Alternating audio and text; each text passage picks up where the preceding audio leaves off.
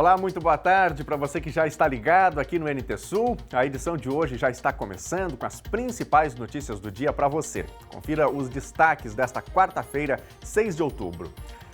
Empresa de agenciamento de viagens Buser começa operações no interior do Rio Grande do Sul e tem 4 ônibus apreendidos. Daer diz que o serviço é irregular. Memorial Nacional do Arroz vai ser inaugurado em Cachoeira do Sul na semana que vem.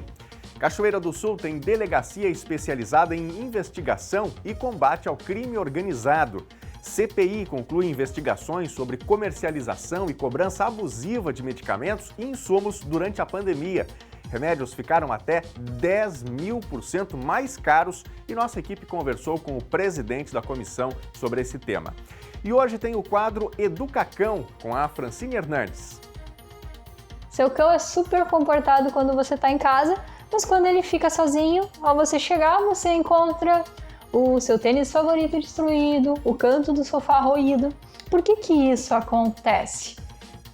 Você vai ver como o ambiente em que o seu cachorro fica influencia no comportamento dele. E eu já te pergunto, aí na sua casa, como é que o seu cachorro se comporta quando você não está em casa? Já aprontou alguma arte? Conte pra gente, enviando mensagem aqui pro nosso WhatsApp. O número é o 51997697129. Envie também a sua opinião sobre outros temas do nosso NT Sul de hoje. Dá para participar também lá pelo Face? É só comentar na transmissão ao vivo do jornal em facebook.com/TV Cachoeira. Mande sua mensagem agora, o NT Sul de hoje já está no ar.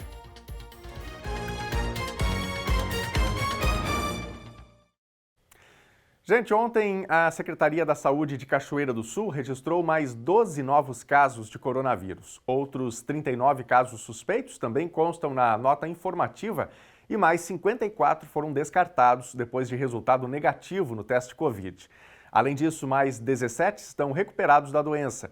Cachoeira soma 11.066 casos confirmados e 80 estão como suspeitos, aguardando resultados de testes. 10.866 já foram descartados e 10.775 são considerados recuperados. 203 pessoas faleceram com a Covid-19. Os casos ativos na cidade são 88 atualmente.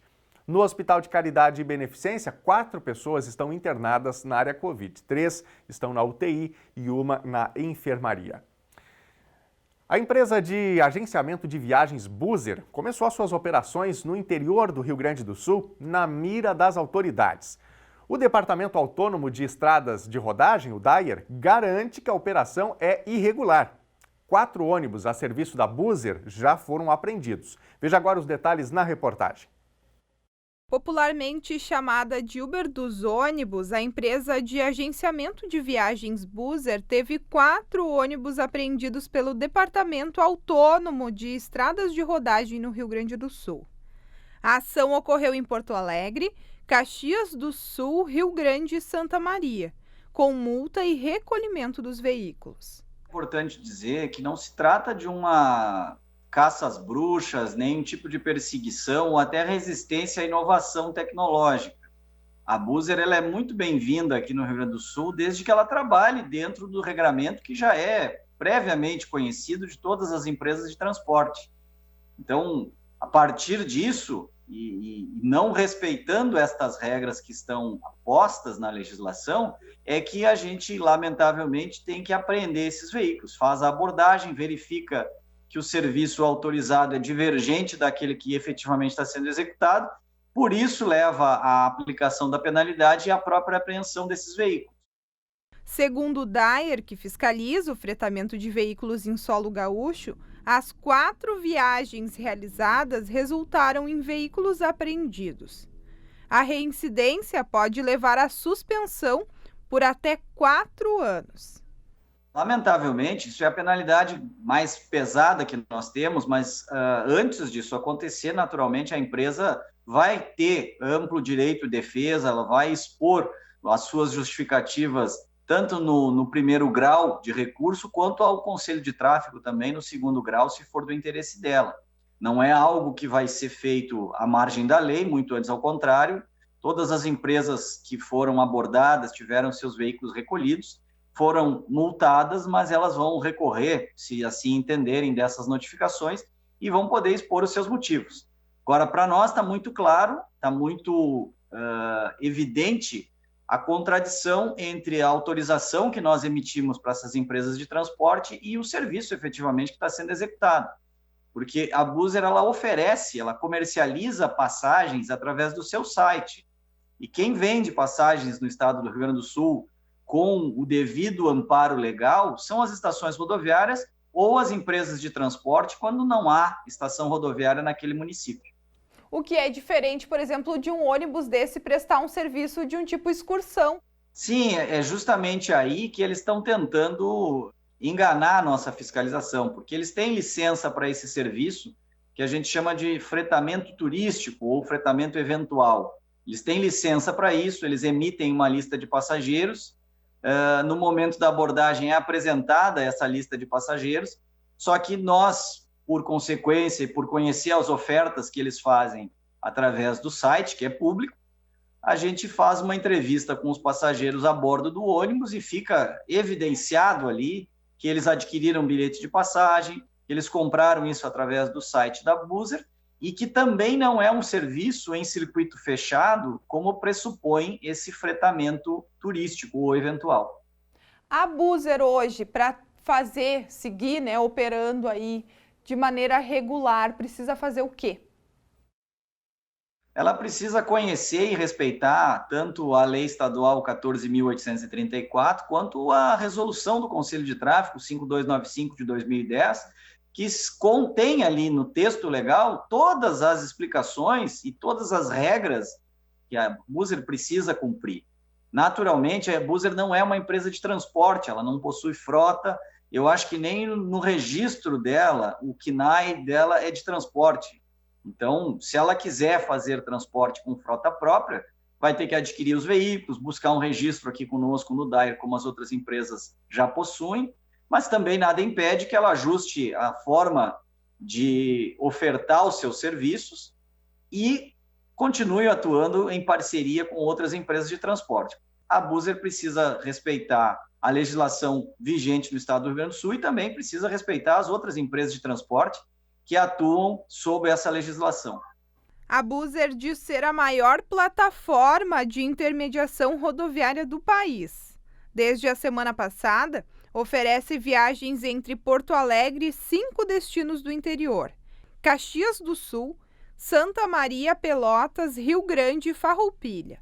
O início da operação veio com passagens de graça até 30 de outubro para quem usar a empresa nas viagens do interior à capital. Fizeram isso de forma muito ostensiva, então não precisamos receber denúncias, muito embora algumas empresas tenham protocolado aqui no departamento as mesmas informações que nós já tínhamos. E a nossa equipe tentou contato com a empresa Buser, mas os telefonemas não foram atendidos e os e-mails também não foram respondidos. E aproveito para convidar você que está em casa para participar com a gente aqui, para mandar a sua mensagem, a sua opinião também sobre esta tentativa, né, de implementar um serviço, vamos dizer assim, semelhante ao Uber, né? Tanto que a Gabriela citou no começo da reportagem que a empresa Buser está sendo chamada, né, de a Uber dos ônibus. O que você percebe nessa tentativa de prestação de serviço de ônibus desta maneira, né, por uma empresa que não segue exatamente a regulamentação do estado do Rio Grande do Sul e está tendo seus ônibus recolhidos neste momento? Mande sua mensagem para a gente. O nosso WhatsApp é o 51997697129, tá bem? Você também pode comentar lá no nosso Facebook, tem a transmissão ao vivo, facebook.com/TV Cachoeira. É bom ter você concordando, discordando, trazendo um olhar diferente, uma nova informação e assim a gente vai trocando, né, informações todos os dias aqui no Telejornal NT Sul. Já tem o primeiro bloco de interatividade de hoje. Mais de 5 milhões de pessoas podem ter dificuldade de acesso à água até 2050. A advertência foi feita ontem pela Organização Meteorológica Mundial. O bem mais precioso para a vida humana pode ser um problema ainda maior para grande parte da população do mundo em alguns anos. A Organização Meteorológica Mundial alertou nesta terça-feira que mais de 5 bilhões de pessoas poderão ter dificuldade de acesso à água até 2050. O relatório lembra que em 2018 já havia 3 bilhões e 600 milhões de pessoas sem acesso suficiente à água por pelo menos um mês. A agência da ONU relata que nos últimos 20 anos, o armazenamento de água no solo diminuiu 1 centímetro a cada ano, levando-se em consideração a superfície, o subsolo e a umidade do solo, assim como gelo e neve. As maiores perdas ocorrem na Antártica e na Groenlândia, mas muitas áreas densamente povoadas, em latitudes mais baixas, sofrem perdas significativas em lugares nos quais se costuma se abastecer de água. O documento ressalta que estas perdas têm consequências importantes para a segurança hídrica, em especial porque a água doce utilizável e disponível representa apenas 0,5% da água presente na Terra. Ao mesmo tempo, os riscos relacionados com a água aumentaram nas últimas 2 décadas. Desde 2000, o número de catástrofes envolvendo inundações aumentou 134% em comparação com as 2 décadas anteriores. Enquanto isso, o número e a duração dos eventos de seca cresceram 29% no mesmo período. A maioria das mortes e dos danos econômicos causados pelas enchentes acontece na Ásia, mas a seca é a principal causa de óbitos na África. Para a Organização Meteorológica Mundial, é fundamental investir tanto em sistemas que permitem uma melhor gestão dos recursos, quanto nos sistemas de alerta precoce. E o nosso assunto agora é a Feira do Livro, que está em andamento aqui em Cachoeira do Sul, né? E aí, você já acompanhou alguma parte da programação da feira desse ano? Ainda não? Então já pegue aí um papelzinho, pegue uma caneta para anotar, ou então use o seu celular para tirar uma foto da programação de hoje e também de amanhã. Nós estamos fazendo isso, né, diariamente, trazendo aqui as informações do dia, né, da tarde, do comecinho da noite e do dia subsequente, da manhã do próximo dia. O que faremos agora? Vem comigo para a tela, porque nós vamos ver aqui a programação da Feira do Livro para a tarde de hoje. Então, 3 da tarde, oficina de artesanato em madeira com temática de Natal, com a professora Jane Bianca Duque Gonçalves, do Ateliê Livre Municipal, e Luísa de Bem Vidal. Depois, 4 horas da tarde, tem Hora do Conto, sessão infantil da Biblioteca Pública Municipal, Dr. João Minsen. Às 7 horas, já comecinho da noite, né? Oficina de escrita poética para professores multiplicadores. Segundo momento, com Tiago Vargas e Pipo Pezzini. Tá aí, portanto, a programação de hoje, da tarde, né? Comecinho da noite, da Feira do Livro de Cachoeira do Sul. Agora vamos dar uma espiadinha no que tem amanhã de manhã, né? Programação já da quinta-feira de manhã aqui da Feira do Livro. Então, 2 eventos, 9h30, História em Quadrinhos, com Davi Andriotti e Matias Strebe. E às 10h30, Memórias e Histórias, Mildo Fenner, né, que é o patrono da Feira do Livro esse ano, a alunos. O público é reduzido, né? Claro, a transmissão acontece pela internet. Aqui em Cachoeira do Sul, Feira do Livro este ano está prejudicada, vamos dizer assim, do ponto de vista de acesso ao público, né? Mas tem as lives, as transmissões, para que você de casa acompanhe e possa também valorizar um pouquinho da cultura aqui em nosso município. Cachoeira do Sul deve ter, finalmente, o primeiro e oficial Memorial Nacional do Arroz. Uma estrutura inaugurada em 2013, junto ao prédio do IRGA, nos antigos engenhos, nunca vingou. Mas desta vez, todo o acervo vai ser transferido para um espaço no pavilhão do Parque da Fena Arroz. O novo endereço fixo vai ser inaugurado dentro da feira no dia 15 de outubro. A história da cultura do arroz em Cachoeira do Sul promete ser reescrita na 21ª edição da Fena Arroz. Depois de ser esquecido junto ao prédio do IRGA, o Memorial Nacional terá uma nova casa. Integrantes da Associação Cachoeirense de Amigos da Cultura trabalham contra o tempo para, enfim, reconhecer um sonho antigo de quase uma década. O espaço contará com máquinas e implementos agrícolas dos primórdios da lavoura de arroz irrigado, além de fotos, documentos e materiais ligados à produção do cereal. Depois de muita burocracia na captação de recursos, o desejo deve finalmente ser materializado para a comunidade. E o que nós vamos agora, de momento, poder mostrar à comunidade é o que nós já temos. E é muita coisa, e é muito interessante. A ideia da diretoria da FenaRoz é fazer o memorial funcionar o ano inteiro. Não é só nos eventos, quando houver eventos lá.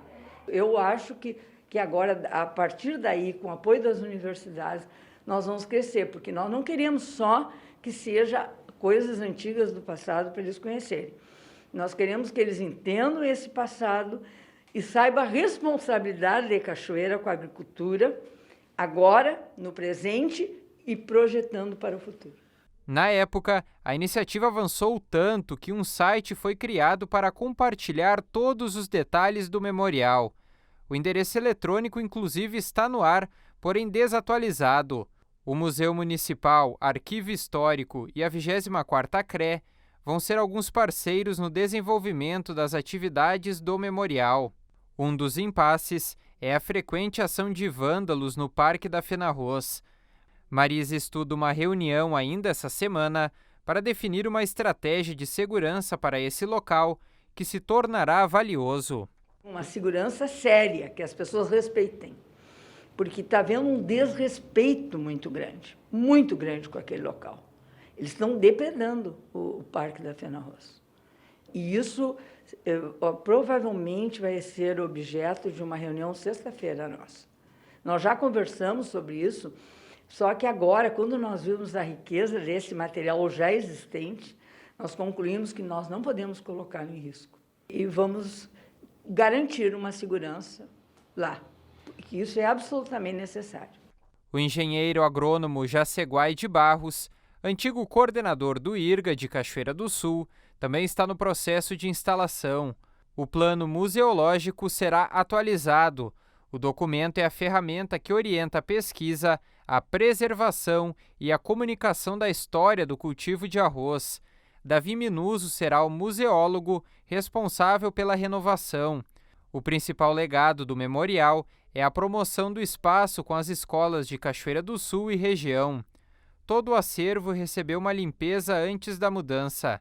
Aos poucos, os materiais vão sendo transferidos para o Parque Vatavares. Muito bacana, né? Eu imagino que vai ser muito bom a comunidade cachoeirense ter acesso a esses materiais, poder visitar, né? Ver um pouquinho da história do arroz. São trilhadeiras, tratores, bombas, enfim, outros materiais mais artesanais, né? De um outro tempo, de uma outra década, mas uma década que nos conduziu até o nosso atual cenário, né? Até o ano de 2021 em Cachoeira do Sul. Particularmente estou curioso para conhecer esse acervo. E fica este apelo, né, dos amigos da cultura pela questão também de cuidado com o Parque da FenaRoz, que a população se conscientize e também ajude a conservar, né, ao menos não depredando um patrimônio que é tão importante para todos nós.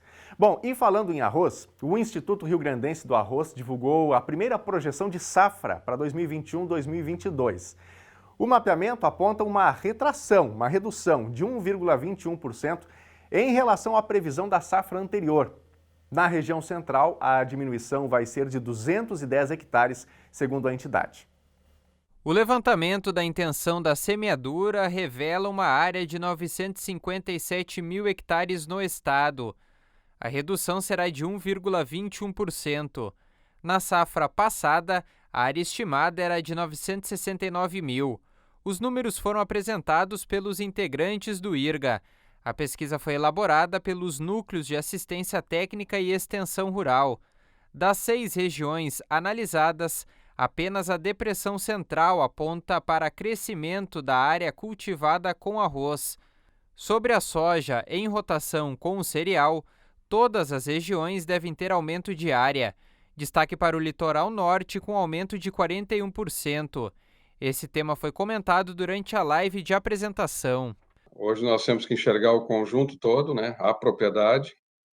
Essa minha parte, essa que eu apresentei, que é o custo de produção, está sendo um fator, às vezes, proibitivo, e a forma de nós atuarmos, de termos rentabilidade e atuar na questão do custo. E essas alternativas, como a soja e mesmo a pecuária, nos propiciam a diluição dos custos. É aí que nós temos que trabalhar. Durante a transmissão, os integrantes apresentaram os primeiros dados da semeadura dessa safra. Até o momento, já foram semeados 95 mil hectares no Rio Grande do Sul, ou 9,94% da área estimada. A fronteira oeste é a mais adiantada até o momento, com 26,9%. O panorama indica um atraso em relação ao ano passado.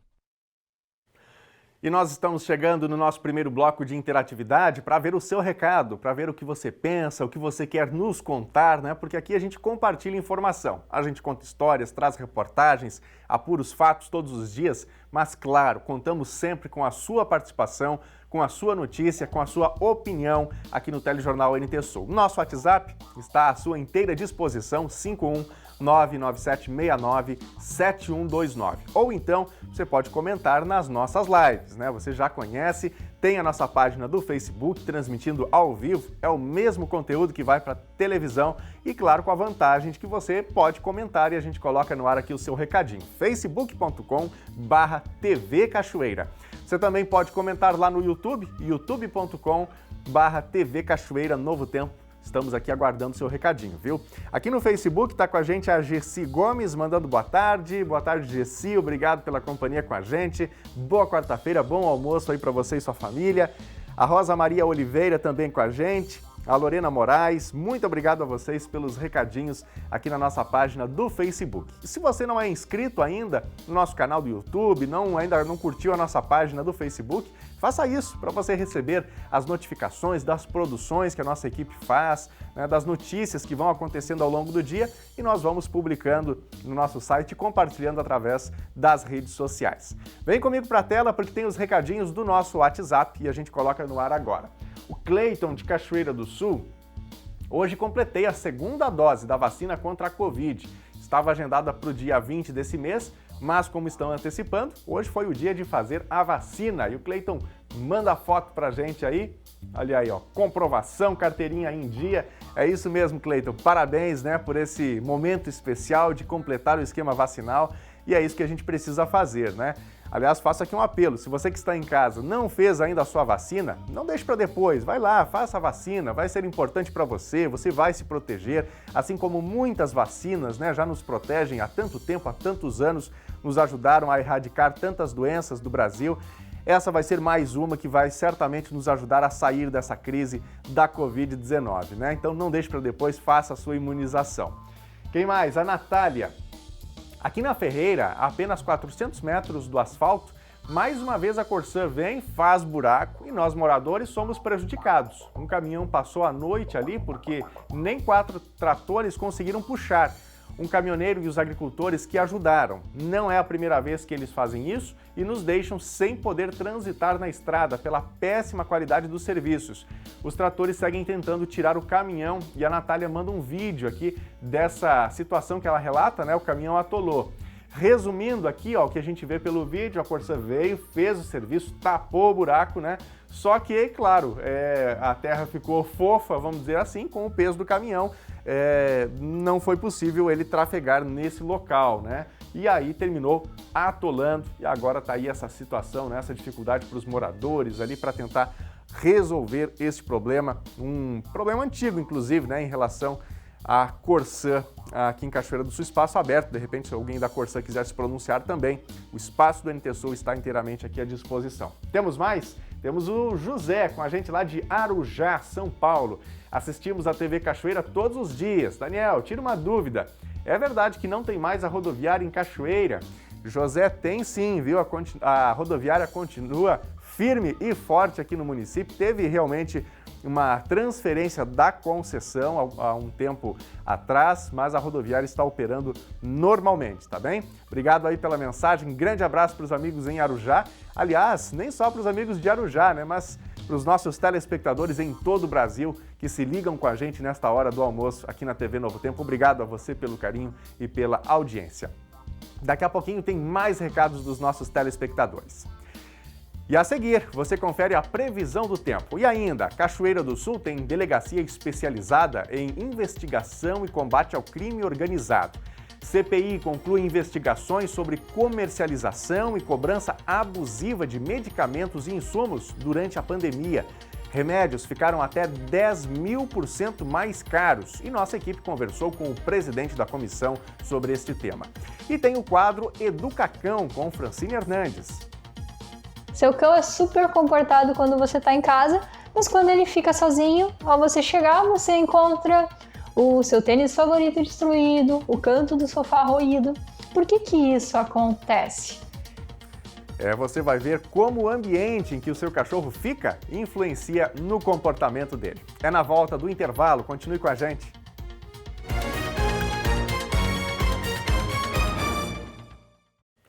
Meio-dia e 30, Telejornal NT Sul já de volta aqui na TV Novo Tempo. Boa tarde para você, obrigado pela companhia com a gente aqui na hora do almoço. Nós vamos falar agora do tempo, né? Tem tempo instável no Rio Grande do Sul hoje, tem previsão de chuva e até alerta de temporais para algumas partes do estado. Em Cachoeira do Sul também pode ter chuva, veja na previsão. Quarta-feira amanheceu com muitas nuvens em Cachoeira do Sul e podem ocorrer pancadas de chuva, inclusive com a possibilidade de raios e trovões. Também podem ocorrer aberturas de sol. Resumindo, quarta é um dia em que todas as estações podem ocorrer. Temperatura mínima 13 graus, máxima 22. Quinta-feira deve ter sol entre nuvens, sem chuva. Temperatura mínima 10 graus, máxima 20. Sexta-feira também pode ter sol entre nuvens, mas com chance de pancadas de chuva. Temperatura mínima 11 graus, máxima 20. Veja como fica o tempo hoje em todo o Rio Grande do Sul. Volta a chover hoje, mas não em todo o estado. As nuvens aumentam e chovem boa parte do dia, mais ao norte do Rio Grande do Sul e também no noroeste, Alto Uruguai e Planalto Médio. Inclusive, o Instituto Nacional de Meteorologia alerta para o risco de temporais nessas áreas, com queda de granizo, descargas elétricas e rajadas de vento de até 100 km por hora. Nas demais regiões, o dia vai ser de sol entre nuvens. A região central pode ter instabilidade isolada. Vamos ver agora as temperaturas máximas. Em Porto Alegre, máxima de 23 graus. Na fronteira oeste, em Uruguaiana, também 23. Na região norte, em Passo Fundo, 21 graus. Em Santa Maria, na região central, 22. Em Tramandaí e Torres, litoral norte, 23 graus. E em Pelotas e Rio Grande, na região sul, 21 graus.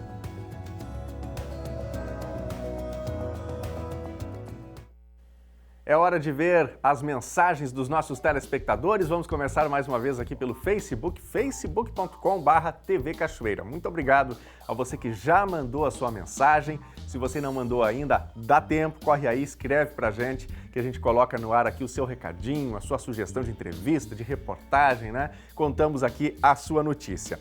Tá com a gente aqui a Ana Paula Freitas da Silva. Boa tarde para você, Ana. Obrigado pela companhia com a gente. Adriana Fraga, a Ieda Noé Rodrigues está felicitando ao seu irmão pelo aniversário dele. É o Alceri Alex Moraes. Parabéns aí ao Alceri, portanto, pelo aniversário, data especial, né? Bom demais. Com a gente também a Diva Oliveira. Boa tarde, Diva. Obrigado pela companhia. Vamos para a telinha? Tem recados aqui no nosso WhatsApp. O Alisson, dever cumprido após tomar a segunda dose hoje. Vamos ver aí a foto que o Alisson manda pra gente. Olha aí, foto da vacinação. É isso aí. Valeu, Alisson. Um grande abraço para você. Parabéns, né? Bom demais a gente já poder ter a imunização completa. Querendo ou não, dar aí uma segurança bem maior, com certeza. E estamos todos cumprindo com um dever importante, que é de proteger aqueles que estão à nossa volta. Quem mais? A Andréia, aqui de Cachoeira do Sul. Quero desejar um feliz aniversário para o meu marido, Edson, que está de aniversário hoje. Parabéns ao Edson, homenagem da Andréia, data aí especial. Daqui a pouquinho tem mais recadinhos dos telespectadores. Vai participando, vai mandando o seu recadinho. Você sabe o nosso WhatsApp, né? 51997697129. Não deixe de participar. E agora é hora do quadro Educacão, aqui no NT Sul. Você que tem cachorro em casa, já precisou lidar com as artes que o bichinho apronta quando você está fora? Ele até se comporta na sua frente, mas é só você sair que tudo muda? Isso tem motivo e também tem solução. A Francine explica pra gente.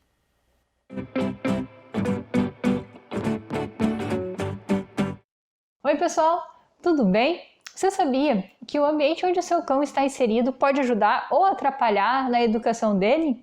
Isso mesmo, o ambiente do seu cão pode ajudar ele a ter comportamentos desejados ou indesejados.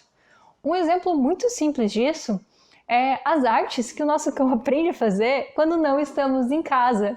Como, por exemplo, seu cão é super comportado quando você está em casa, mas quando ele fica sozinho, ao você chegar, você encontra o seu tênis favorito destruído, o canto do sofá roído. Por que que isso acontece? Um erro muito comum que nós, tutores, temos é o de dar total liberdade do nosso cão quando a gente não está em casa. E quando a gente faz isso, nós damos muitas chances para o nosso cão errar. E o problema do nosso cão errar é que quando ele tem um comportamento errado, esse comportamento muitas vezes é recompensado pelo instinto natural do cão. Vamos entender isso melhor. Quando o seu cão está sozinho, ele sente sua falta, ele se sente entediado e aí ele vai cheirando pela casa, ele encontra um tênis. Ao mastigar aquele tênis, ele tem uma sensação boa, porque morder é um comportamento natural. Quando ele consegue destruir aquele tênis, ele tem outra sensação maravilhosa, porque morder é um comportamento natural, destruir é um comportamento natural. E aí, ele faz uma associação positiva. Quando eu pego isso para morder, coisas boas acontecem. E aí vem um problema. A gente corrige isso apenas quando nós estamos em casa. Se você está em casa, seu cão pega o seu tênis, você diz, não é para fazer isso. E ele entende a correção. Só que na maior parte do tempo, quando ele está sozinho e ele tem acesso ao objeto tão desejado, seja tênis, sofá ou controle, e ele consegue mastigar, ele está sendo recompensado. Logo, se o seu cão fica 8 horas sozinho e 4 horas com você, ele vai ser duplamente recompensado em relação ao tempo que ele está sendo corrigido. E isso não vai ajudar com que você consiga ensinar um comportamento adequado para o seu cão. O que a gente deve fazer? Nós devemos cuidar quando não estamos em casa, quando o nosso cão está sozinho, para que ele tenha um ambiente adequado para ele. Que ele não tenha acesso às coisas que nós não queremos que ele destrua. Que se ele não tem permissão a subir no sofá, que ele não consiga subir no sofá quando não estamos olhando. Que as regras que valem para quando não estamos em casa, também valem para o nosso cão quando ele está sozinho. Então a gente vai controlar isso. E aí o maior erro dos tutores é deixar a casa inteira livre para o cão, porque a gente pensa que o nosso cão precisa de muito espaço para ser feliz. Quando, na verdade, geralmente quando eles estão sozinhos, eles vão morder o brinquedinho deles, eles vão dormir a maior parte do tempo, e para isso eles não precisam de um espaço muito grande. O espaço, o limite do cão, a gente vai aumentando à medida que ele tem maturidade para isso. Tá, Fran, mas meu cão já faz o terror, ele já é adulto, ele tem acesso à casa inteira. Vai diminuindo o acesso aos pouquinhos para que você consiga ensinar realmente para ele o que ele pode e o que ele não pode fazer. E que isso consiga ser mantido quando você não está em casa. Outro exemplo bem simples é o cachorro faz xixi e cocô no lugar certo quando a gente está em casa, mas quando sai, ele fica com a casa inteira livre, ele faz em qualquer lugar. Por quê? Porque ele consegue fazer, porque a gente dá permissão para isso. Entende? Controlar o nosso ambiente é muito importante. A gente tem que diminuir a chance de erro do nosso cão quando não estamos em casa. Outra coisa que devemos fazer é deixar brinquedinhos para eles. Brinquedos apropriados para o tamanho e para a idade do nosso cão e que sejam seguros, né? Não podemos deixar, por exemplo, uma garrafa PET para o cão morder, porque ele pode lascar, ele pode... Ó, a Red aqui tá pedindo brinquedo. Ó, falei em brinquedo, vocês viram que ela já começou a trabalhar a boca? Tem que ser brinquedos seguros para que ele possa morder sem risco. Seja um brinquedo peluciado para um cachorro mais filhote ou com a mordida leve, seja um brinquedo de nylon para cães com a mordida jumbo, e sempre faça um rodízio dos brinquedos. Por quê? Ter o mesmo brinquedo todo dia é chato, né? Vira entediante. Então, vários brinquedos para direcionar a mordida do nosso cão para as coisas certas. E esse controle de ambiente, ele então serve para muitas coisas. Destruição de objetos, xixi no lugar errado, evitar que o seu cão faça coisas que ele não tem permissão, certo? Pense nas regras da casa, pense o que você pode fazer para o seu cão não errar no seu dia a dia. Assim, as correções que você faz quando está em casa vão ser muito mais efetivas. Então, galera, coloque isso em prática. Espero que tenham gostado do Educa Cão hoje. E lembrem, se o seu cão roeu o seu tênis, a culpa não é dele. O instinto dele é destruir. Mas o seu é cuidar. Então cuide para não deixar as coisas ao acesso do seu cão. Certo? Até uma próxima!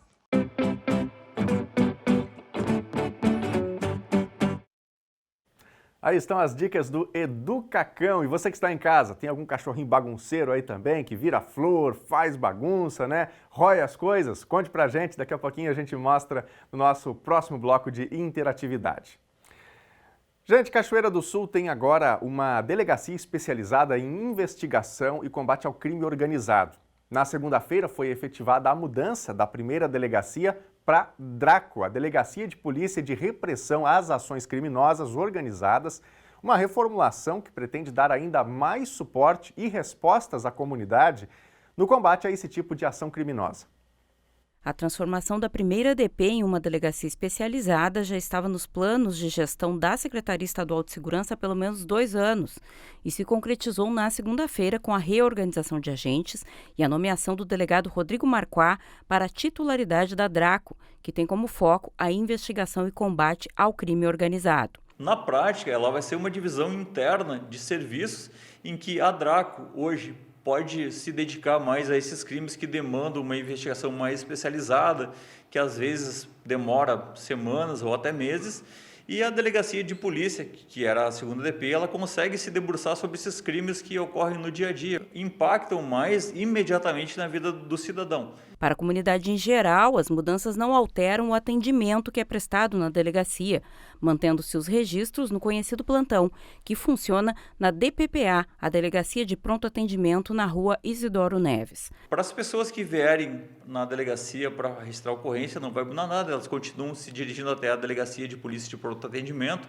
que é o nosso popular plantão, onde vão ser atendidas. Os nossos policiais, então, vão fazer o registro da ocorrência, vão dar as orientações às pessoas, até para que elas saibam se elas precisam voltar e, precisando voltar, para qual delegacia elas devem se dirigir. A DRACO tem atuação em toda a região de Cachoeira do Sul, que integra 5 municípios: Novo Cabrais, Cerro Branco, Paraíso do Sul, Caçapava do Sul e Santana da Boa Vista. Consideramos importante para a nossa região essa criação dessa delegacia especializada, a fim de que a Polícia Civil de Cachoeira e região, então, tenha um órgão que possa se dedicar exclusivamente a esse combate às organizações criminosas, né, como comumente o pessoal chama de facções criminosas, tá? E possa, então, se dedicar a uma investigação que às vezes demanda um pouco mais de tempo, como o tráfico de drogas, a lavagem de dinheiro. Essa é uma realidade, né? Dentro do Rio Grande do Sul e no Brasil, não. São poucos lugares que não sentem esse avanço das organizações criminosas. E a polícia acompanha, então, o combate, aí, criando as DRACOs nas regiões policiais. Isso dá um fôlego maior para a delegacia DRACO hoje poder se debruçar sobre esses crimes mais graves, sobre esses delitos que envolvem uma criminalidade mais organizada, e deixa com que, então, o distrito policial, a delegacia de polícia, consiga fazer essas investigações desses delitos que impactam mais cotidianamente a vida dos cidadãos. Da mesma maneira, nós temos a Delegacia de Polícia de Proteção à Criança e ao Adolescente, que, então, hoje absorve os delitos referentes à violência contra a mulher, contra adolescentes, contra idosos e contra os grupos LGBTs também. Então, nós conseguimos, assim, especializando o serviço, nós temos um know-how melhor, nós temos uma maneira mais acolhedora também de tratar a comunidade. E também especializando os serviços, as nossas equipes também conseguem obter mais informações e assim a gente consegue melhorar ainda mais a nossa elucidação e o nosso altíssimo número de prisões na cidade, no município e em toda a região. Reorganização importante, né? E ontem foi aprovado na Assembleia Legislativa, aqui do Rio Grande do Sul, o relatório final do trabalho realizado pela CPI dos medicamentos e insumos da Covid-19. Foram 6 meses de investigações e graves descobertas envolvendo distribuidoras e empresas ligadas à comercialização e cobrança abusiva de medicamentos e insumos durante a pandemia. O presidente da comissão, o deputado Dr. Tiago, conversou com a Lena Caetano. A Comissão Parlamentar de Inquérito de Medicamentos e Insumos Covid, que começou os trabalhos em março, Daniel, como tu disseste agora há pouco, finaliza os trabalhos e entra agora na reta final. Segunda-feira desta semana, apresentou o relatório aos demais deputados, foi aprovado e está conosco novamente o presidente desta CPI, o deputado Dr. Tiago, que nos traz mais informações e fala para os nossos telespectadores, deputado. Eu gostaria inicialmente que o senhor fizesse um breve resgate desse trabalho que vocês começaram no finalzinho do mês de março. Boa tarde. Boa tarde, é uma satisfação estar conversando com vocês, Lena, com toda a Cachoeira e região. Então, na segunda quinzena de abril, segunda quinzena de março, 1ª de abril, nós recebemos aqui na Assembleia denúncias de médicos e diretores de hospitais dando conta do aumento abusivo no valor das medicações. Nós inicialmente achávamos que esse aumento seria de 20%, 40%, 60%. Infelizmente, nos deparamos com aumentos de 1.000, 2.000 e até 10.000% na Casa de Saúde de Santa Maria, por exemplo. Remédio, midazolam, que é essencial à vida, do kit intubação, que era comercializado a R$ 2,00, passou a ser oferecido ao hospital por mais de R$ 209, um aumento de 10.000%, que fez com que os pacientes não tivessem acesso à medicação, com que os hospitais passassem por momentos de muita dificuldade, até recorrendo a bancos para poder comprar as medicações, e principalmente a assistência aos pacientes ficou fragilizada. Esses medicamentos de primeira e segunda linha foram gradativamente, em muitos hospitais, substituídos por medicamentos de terceira, quarta, quinta linha, medicamentos que se usava no século passado, em 1940, 1950, e que, sem dúvida nenhuma, infelizmente, para muitos pacientes, significaram a impossibilidade de se recuperar do Covid. Então, muitos morreram em função de não terem utilizado medicamentos adequados na sua recuperação. E por isso a CPI surgiu para investigar o que realmente ocorreu e responsabilizar os verdadeiros culpados. Deputado, na última vez que o senhor participou aqui do NTSU, que nós conversamos, falamos e a CPI estava na fase de oitiva, principalmente dos responsáveis por casa de saúde, por hospitais. Depois disso, que encaminhamento teve a CPI até chegar a esse final? Nós visitamos mais de 100 hospitais, sejam visitas virtuais, sejam presenciais.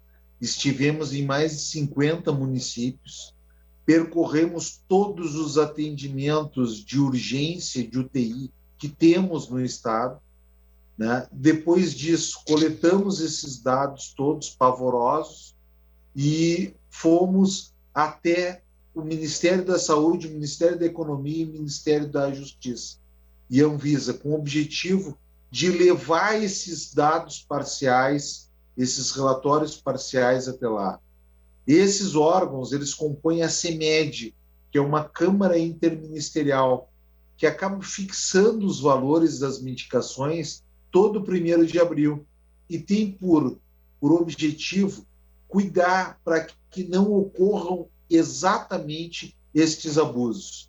Lá, nós entregamos os resultados parciais, já abrimos processo investigativo final com relação a esses distribuidores, principalmente, que devem ser multados, notificados e alguns deles até descredenciados, né? Além disso, encaminhamos já o relatório parcial ao Ministério Público Estadual para que haja um enquadramento civil e criminal desses grupos. Esse pessoal, eles se locupletavam dessa situação toda, se beneficiavam dessa situação toda individualmente? Havia uma formação de cartel, enfim, ou ganância individual? Como é que se processava isso? A CPI levantou essa questão? Um dos indiciamentos que nós fizemos, Lena, é exatamente esse, de formação de cartel, né? Eles atuaram em conjunto nesses processos, né? Eles retiveram as medicações, compraram todas as medicações que existiam no mercado e, a partir disso, combinaram preços que são preços abusivos.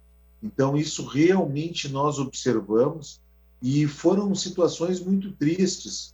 O relato de diretores de hospitais dizendo, olha, o diretor de hospital olhava para o seu hospital, nós temos mais 3 horas das medicações dos anestésicos E aí o distribuidor dizia o seguinte para ele: olha, vocês querem, então vocês têm que pagar antecipado, vocês têm que comprar uma outra medicação aqui que eu que não está fora de linha ou está prestes a vencer, né?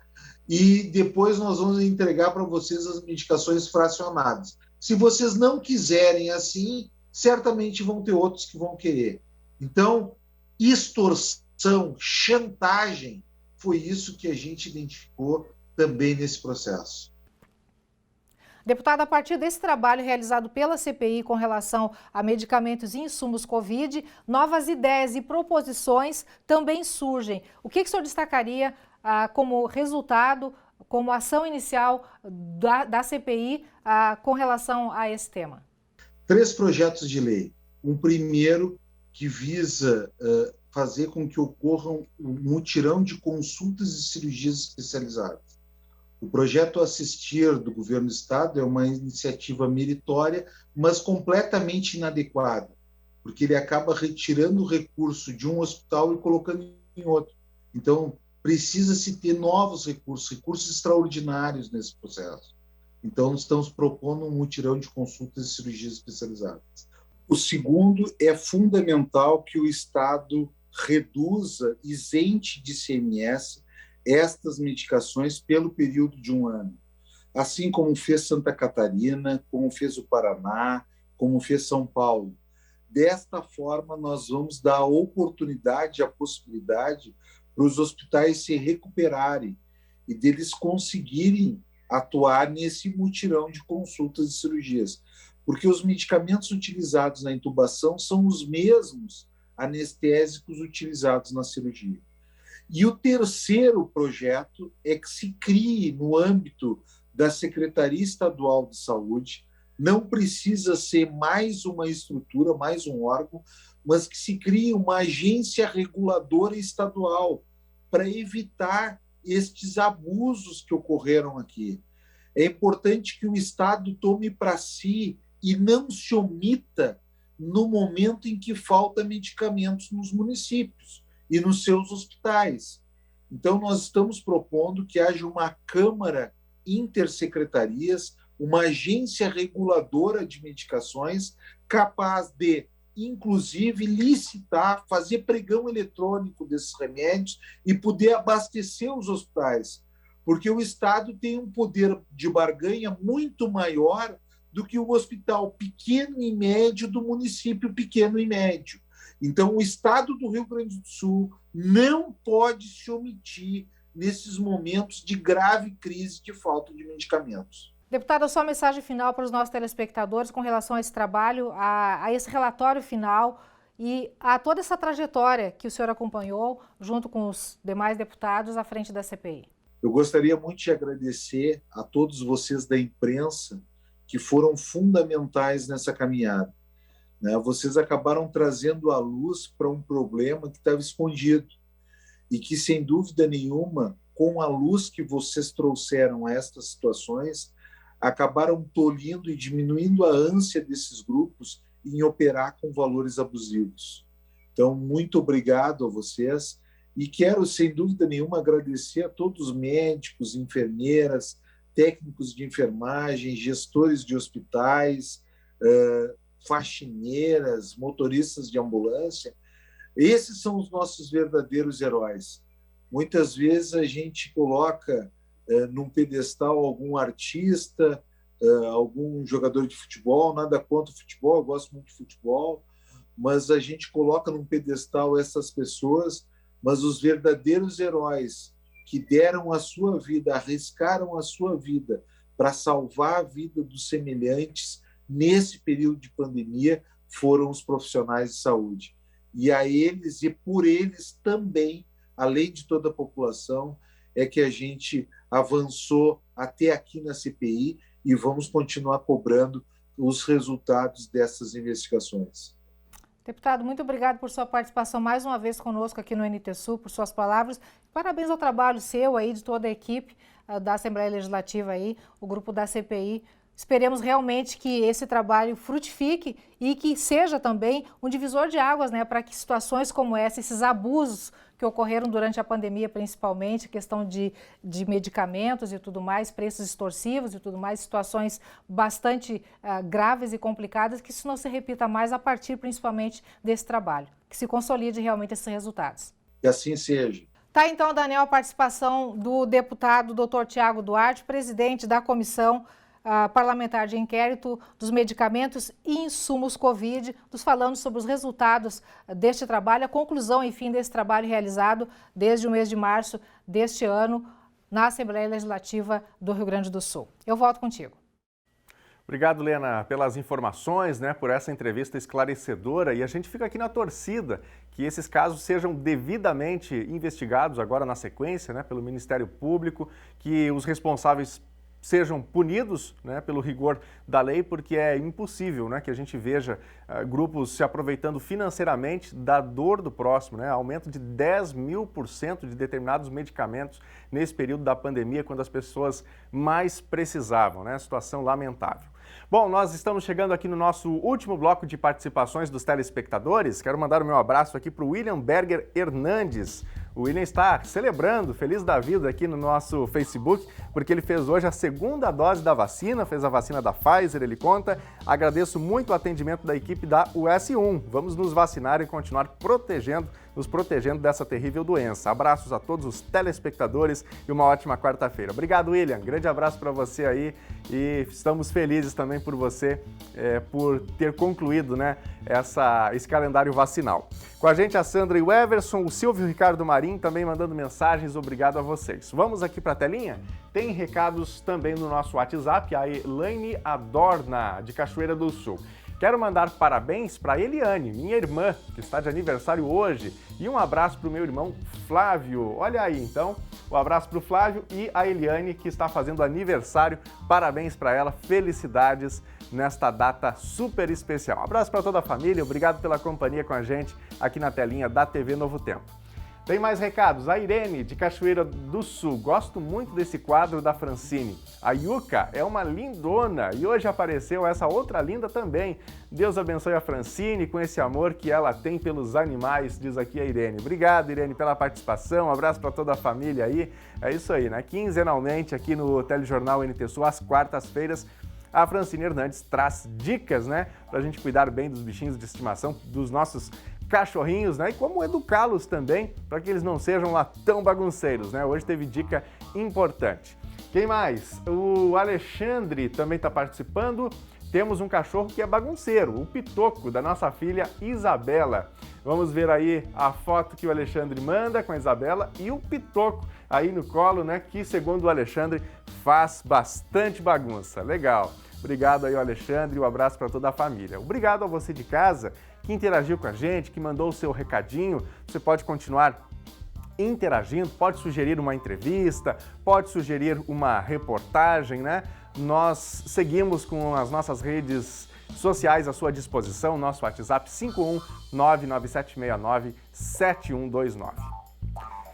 E a edição de hoje do NT Sul está terminando. Muito obrigado pela sua companhia. Acesse o nosso site tvcachoeira.novotempo.com para outras informações. A gente volta a se encontrar amanhã, quinta-feira, ao meio-dia, aqui na TV Cachoeira, na Rede Novo Tempo. Excelente tarde para você, continue ligado na nossa programação e até amanhã. Tchau!